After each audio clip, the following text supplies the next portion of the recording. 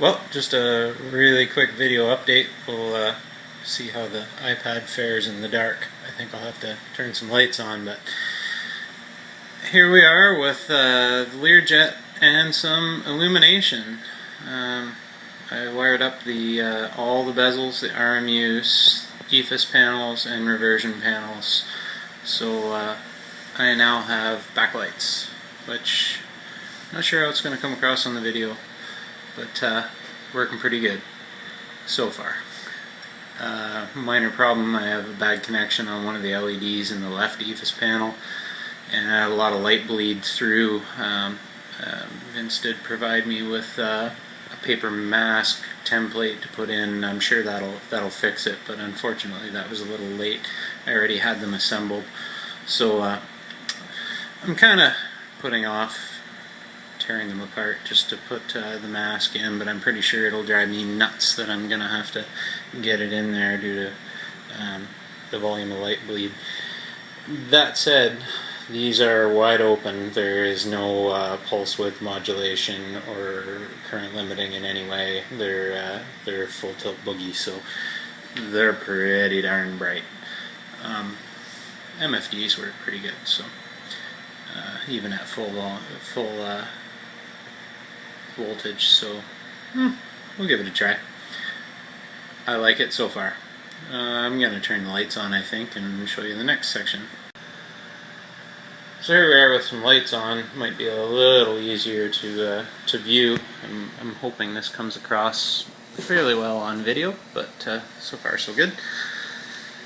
This is possibly the largest build update I have. I've been fighting with my displays since I originally put the monitors in, and thanks to Jet 45 developer Jason. He provided me with an express build of the software to assist in troubleshooting, and this is the result.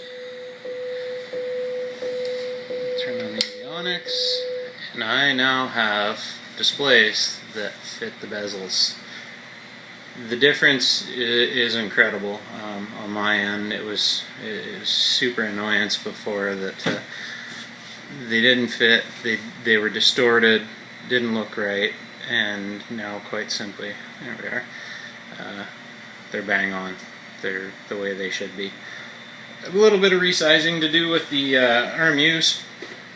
I haven't really messed with them in a long time, because I spent most of my time on the primary flight displays. But so far, so good. Everything's fits. The arcs look like arcs. The engine gauges are actually a circle instead of a silly oval. And funny enough, even the text and coloration come through better. I'm pretty sure it has something to do with the pixel count and how it was stretched before. But it ended up being, long and the short of it is, Jason provided me with an express build. The express build let me resize to the monitor, and then I was played around with it a bunch, and I was able to copy that configuration over to the existing Jet 45 build. Basically just the height and the width, and it starts way off monitor. I would have never expected it to work, but when you remove the frames, the things just settle right in and work like a champ. So yeah, I finally have a Learjet starting to look like a Learjet. Display wise anyway.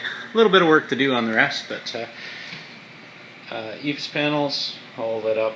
Sorry, I shouldn't even show the light bleed, but I'm pretty excited to have them lit up. I will probably disassemble them soon and put some mask in there and stop that. It was definitely mandated by the manufacturer. I just haven't got around to tearing them down to do it just yet. But yeah, Ron's reversion panels. I do have a separate set of lights for that, different LEDs that'll take it from this cool look down to a more warm white, or bordering on a little bit of amber in it. I'm not even concerned. I think it's kind of neat. It looks like there's different manufacturers, different production runs, different lighting. I don't know. I'm not in any big rush to change them. So far, so good. Nothing new in the console area.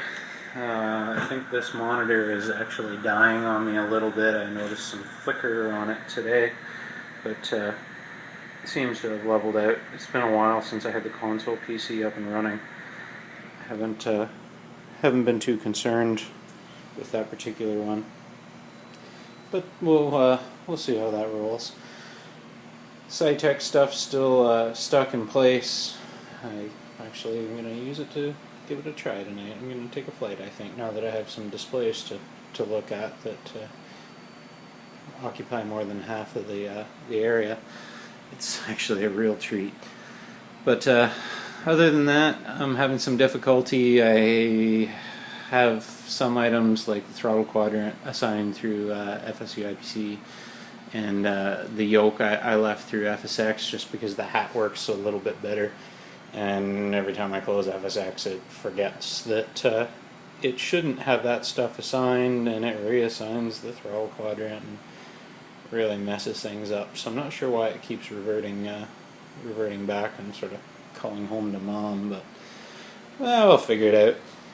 Backside, a little bit of a mess. I got to do some kind of cleanup, but for now I just use some terminal connections. I think I'm going to replace those with some actual connectors, but for now I needed to get some lighting hooked up, and the same on the far side. I haven't even cut the zip ties yet. Other than that, it's working pretty good. I'm super pleased with where things are sitting as of right now. It looks a lot better than what it did, so give it a try tonight. Thanks for watching.